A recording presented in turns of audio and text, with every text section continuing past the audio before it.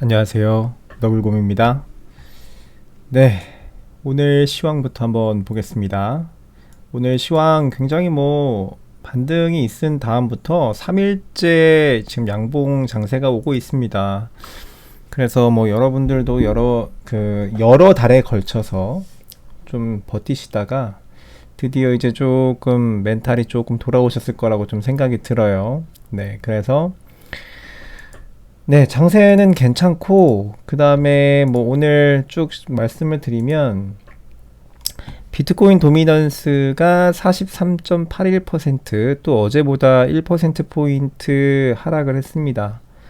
근데 지금 보면은, 다른 알트코인들의 상승이 비트코인의 상승보다 큰 게 좀 문제거든요.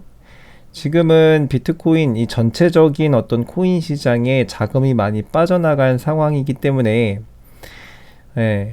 비트코인이 일단 먼저 도미넌스를 끌어올리면서 비트코인이 먼저 출발해줘야 되는데 그래야 좀 안정감이 있거든요, 코인창이.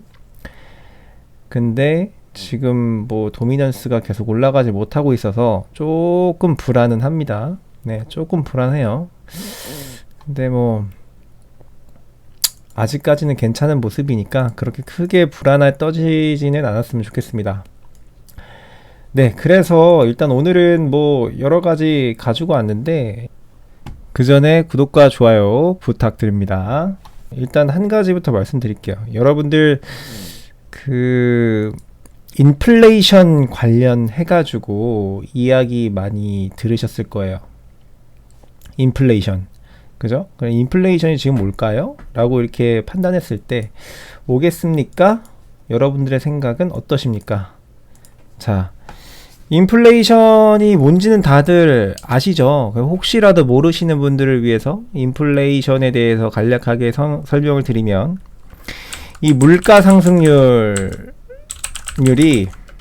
높은 겁니다. 뭐보다 높을까요? 물가 상승률이 높다. 뭐보다? 이렇게 표시해야겠네요. 물가 상승률이 내 월급 인상률보다 높다. 라는 거예요. 그러니까 결국에는 물가 상승률이 높으니까 월급 인상률이 점점 낮아지는 거예요. 왜 낮아지느냐? 그거에 대해 설명을 드릴게요. 자, 물가가 상승하면 어떤 일이 벌어지나요? 소비 심리가 위축되죠. 소비 심리가 위축되면 기업이 좀 어려워지는 게 있을 거예요. 기업의 수익률이 저하되죠. 그렇게 되면은 어떤 일이 벌어지나요? 기업의 수익률이 하락하니까 재화의 가격을 올릴 겁니다. 그죠? 이게 결국 물가 상승이죠. 그러고 기업이 어려워지니까 기업의 수익률이 하락하니까 기업이 어려워지죠. 그리고 또 그럼 뭐가 되나요? 고용 창출이 안 되죠. 고용 창출이 안 된다라는 게 무슨 얘기인가요? 고용 창출이 안 되면 사람들의 수입이 없으니까 어떻게 되죠? 다시 소비 심리가 위축되죠. 이런 게 반복되는 그런 현상 이런 걸 이제 인플레이션이라고 합니다. 그러면은 이 인플레이션이 지금 계속 거론이 되고 있어요. 하도 양적 완화를 많이 했기 때문에 미국에서 경제 부양을 위해서 코로나19 팬데믹 이 사건으로 인해서 엄청난 자금을 시장에다가 유통을 시켰단 말이에요. 그러면 아무래도 시장에 돈이 많이 풀리니까 돈의 가치는 떨어지겠죠. 상대적으로. 그러면은 물가가 상승하게 되는 겁니다. 그러면서 인플레이션이 오는 거고요. 그러면은 이 인플레이션이 오지 않도록 하는 방법이 무엇이 있을까요? 네. 인플레이션이 오지 않게 하는 방법을 그래서 긴축, 테이퍼링을 진행하는 겁니다. 테이퍼링 이야기가 얼마 전에 연준 FOMC 회의에서 이야기가 거론이 됐습니다. 자, 테이퍼링이 뭐냐? 그러면 지금 이제까지 계속 코로나19 팬데믹 때문에 양적 완화를 계속했단 말이에요. 시장에다 돈을 계속 유통시켰어요. 자, 그러니까 이제는 우리 양적 완화의 양을 줄이겠다. 시장에다가 돈을 덜 풀겠다. 라고 하는 게 테이퍼링입니다. 시장에다 돈을 덜 풀겠다. 시장에다 돈을 푸는 방법은 보통 국가가 국채를 발행하는 방법이 제일 보편적인 방법이에요. 그러니까 기업이나 외국인들한테 돈을 빌려오는 대신에 그거에 채권 증서를 써주는 거죠. 그리고 원금과 이자에 대한 보장을 확실하게 해주는 겁니다. 그래서 이제 국채 발행이 있는데 국채를 더 이상 발행하지 않아요. 국채 발행을 하잖아요. 그리고 만기된 국채에 대해서 전부 다 이제 처리를 해버리는 거죠. 예, 끝내는 거죠. 그렇게 되면은 어떻게 되냐요? 그 양적 완화. 이게 바로 양적 완화의 양적 완화를 이제 저하시키는 거죠. 양적 완화를 그만한다. 예. 양적 완화를 갑자기 그만하게 되면 어떤 일이 발생할까요? 시장에 상대적으로 돈이 적어지죠. 시장에 화폐 유통량이 감소하죠. 그죠? 그러면은 미국 내에 지금 화폐 유통량이 감소를 합니다. 그러면은 미국 정부 입장에서는 그 미국 내의 내정의 확실한 어떤 경제적인 어떤 그런 위기를 줄이기 위해서 어떻게 해야 될까요? 전 세계적으로 뿌려져 있는 달러, 기축통화죠. 달러를 미국 내로 다시 끌어와야 될 필요성이 있습니다. 그렇게 하는 가장 효과적인 방법이 바로 금리 인상입니다. 금리 인상. 따라서 테이퍼링을 시작하면 보통 1년 안에 금리 인상을 시작하거든요. 항상 그래 왔어요, 역사적으로. 근데 지금 현재 테이퍼링을 하겠다라는 얘기는 안 나왔고, 그 미국 연준의 FOMC에서 테이퍼링에 대한 언급만 나온 상태예요. 근데 만약에 테이퍼링이 발표가 된다, 그러면 1년 내에 금리 인상이 될 가능성이 굉장히 큽니다. 자, 그러면은 금리 인상을 하면 미국으로 돈이 빨려 들어가는 겁니다. 왜? 미국이 돈을 빌려주죠. 미국이 돈을 달러, 기축통화잖아요. 달러를 빌려주는 거죠. 왜? 저금리니까. 사람들이 많이 빌려가요. 많이 빌려주잖아요. 그죠? 그리고 저금리로. 그러니까 사람들, 투자의 심리, 투자를 하고자 하는 사람들도 미국 은행에서, 중앙은행에서 돈을 빌려다가 어디엔가 투자를 한단 말이에요. 왜냐하면 내가 투자를 해서 벌어들이는 수익이 그 이자보다 훨씬 더 많기 때문에 이자를 내고도 많이 남으니까 돈이. 그래서 이렇게 저금리 상황에서는 이 대출을 받아가는 사람들이 많은 거예요. 대출을 받아가는 나라들도 많아지고. 그런데 금리를 갑자기 인상시킨다. 그럼 어떻게 되나요? 사람들이 빌려갔던 돈을 다시, 그렇죠, 상환하기 시작하죠. 빌려간 돈 달러를 상환하기 시작합니다.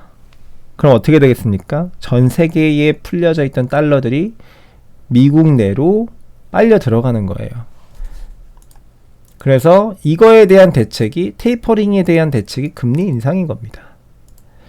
자, 그래서 우리 코인 하시는 분들 뉴스를 굉장히 많이 보실 겁니다.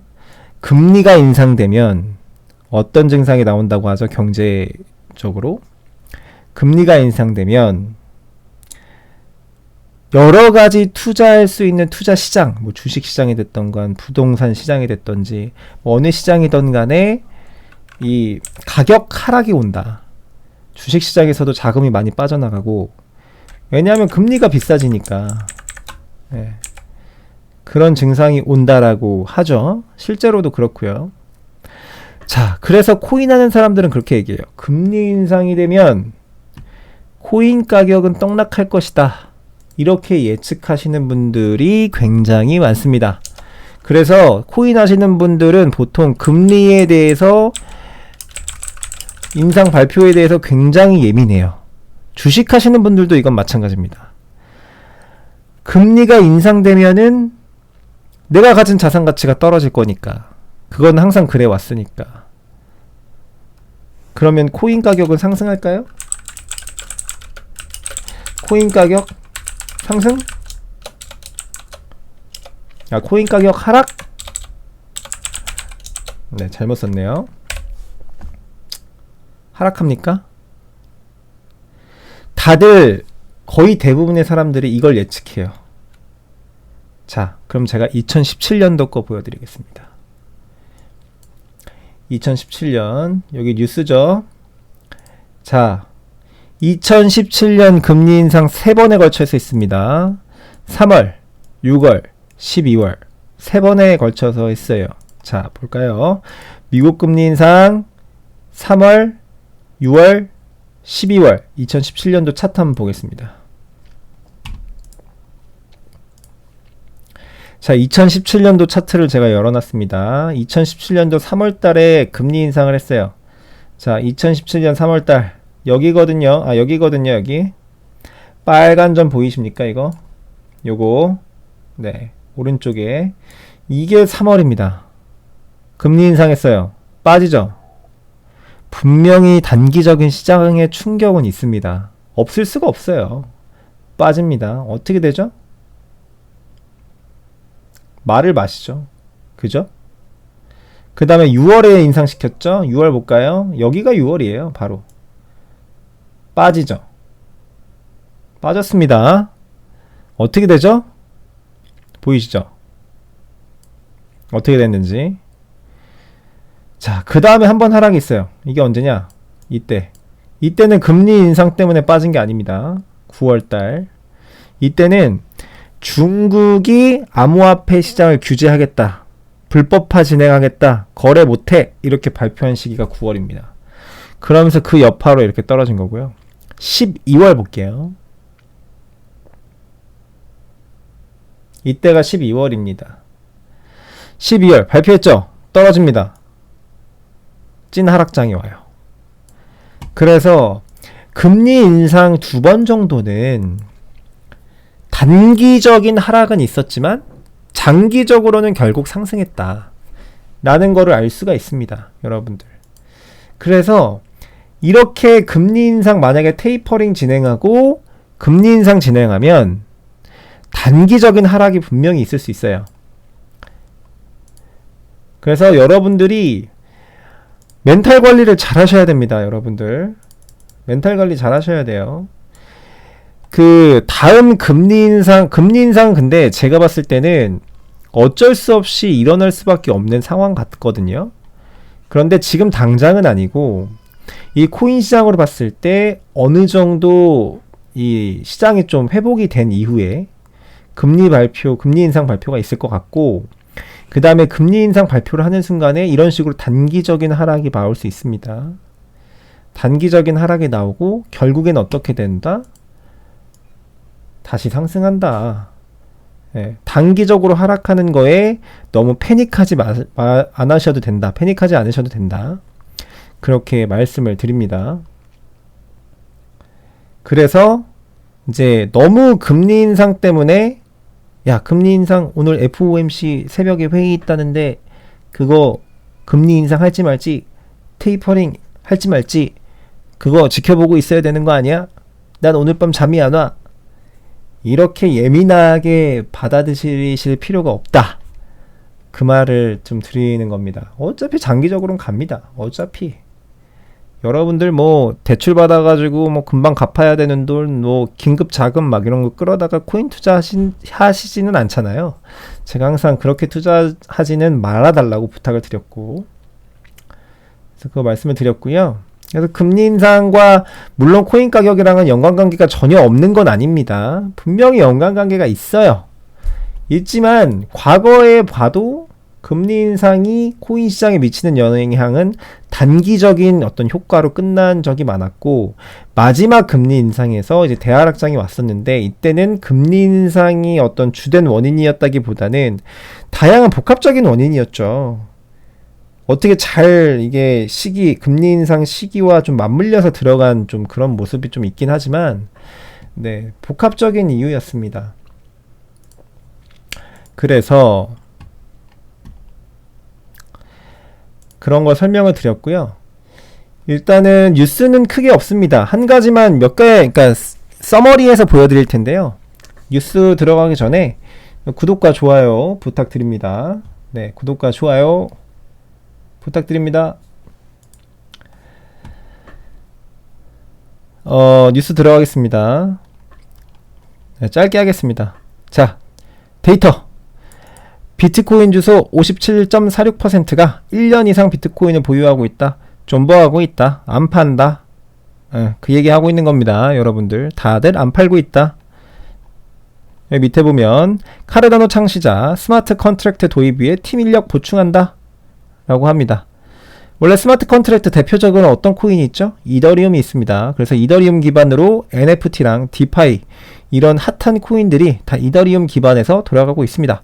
그런데 그 스마트 컨트랙트 기능을 카르다노 에이다에서도 앞으로 제공받을 수 있다.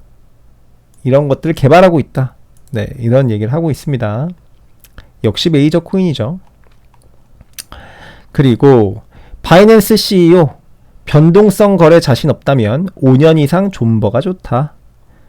여러분들 샀다 팔았다. 높은 가격에 팔고 낮은 가격에 사고 그 자신 있으신가요? 저는 자신 없거든요.